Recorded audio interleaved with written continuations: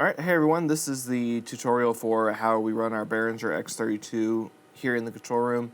This is not going to be a very long tutorial. There are dozens of others on the internet that are really good at explaining the X32 as a whole console, but what this tutorial video will show you is how we run it for our Sunday morning. So first, let's go across and look at what we have. We have channel 1, which is our pulpit. It's the microphone actually attached to the pulpit. Joey often uses it. We have Jim's lapel, Charlie's lapel, a spare lapel, 3 blanks, piano low, piano high, balcony ambience, handheld microphone, probe presenter, and 3 more blanks. Over here on these mixed buses, we have a choir organ and a grand piano. Now the reason these are set up like this is because our choir mics are actually located on the second layer, so channels 17 through 32. These are our choir mics. So from here you can kind of get your balance of, okay, we need more men, we need a little bit less women, a little more alto, all of that, and then control them as a whole over here.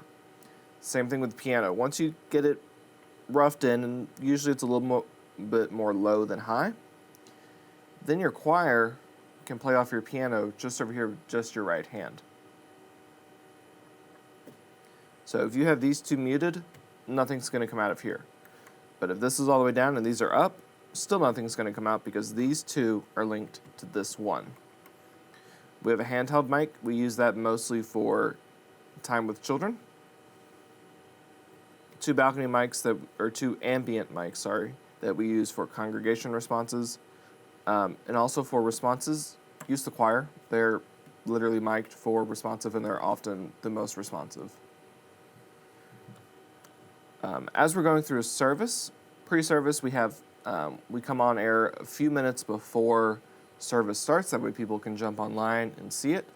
Well, they want to be able to hear what's going on in the sanctuary. They want to hear people moving around, what they're seeing. So we use the balcony ambience mics, just so they can kind of hear people talking, maybe not specific conversations.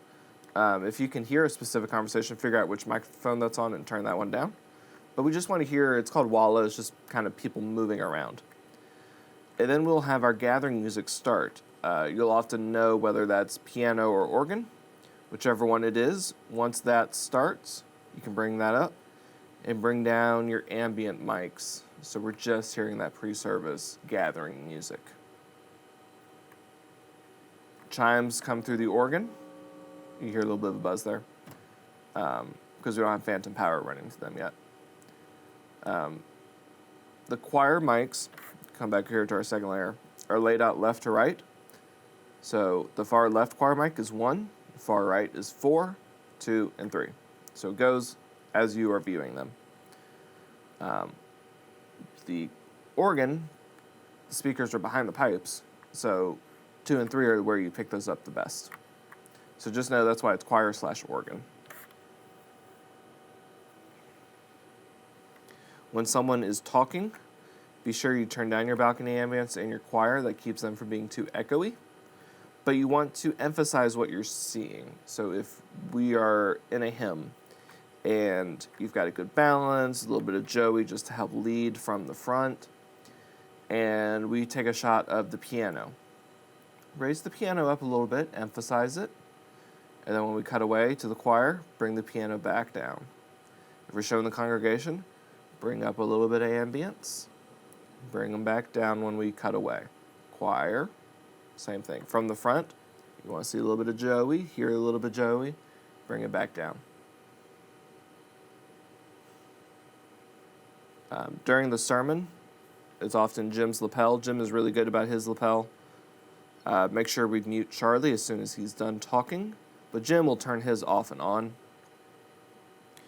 We'll want to bring him up to show level, which is really close to the 0.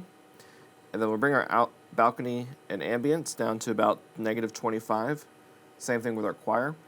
This reduces that echo I was talking about, but if there's a joke or something funny, you can still hear people laughing. It's not just dead silence. The biggest goal with sound is to bring people into the environment. You're wanting to make them feel like they're there. So when we say, this is the word of God for the people of God, bring up balcony and ambience in your choir because you want to hear the people respond, thanks be to God, and bring them together. But that's it with the Behringer X32. Again, this was a short video. If you want a longer explanation, I'll link one up here.